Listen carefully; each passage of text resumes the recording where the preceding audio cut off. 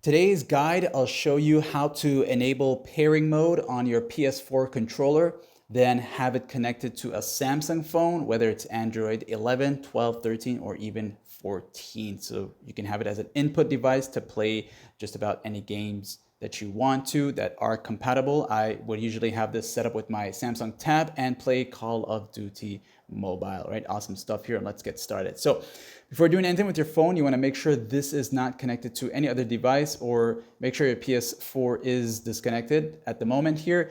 And what you want to do now to get it into pairing mode while the controller is off, you have to make sure it's off.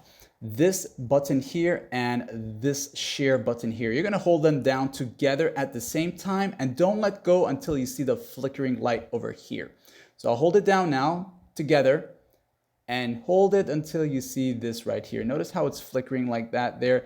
Once it does that, you can let it go. Okay, you'll see that there. That's the pairing mode state for your PS4 controller. And then now on your Samsung phone here, you can go ahead into the quick panel access, looking for that Bluetooth toggle. So you can bring that down once or twice.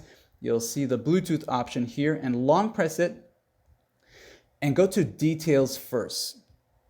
This way you can see everything that's going on here. So turn it on. And if your controller is still flickering like this here, you'll see wireless controller. It's going to show up as that at PS4. And as you tap on it, it's going to say pairing. You'll get the pairing request. Then it's going to say connected.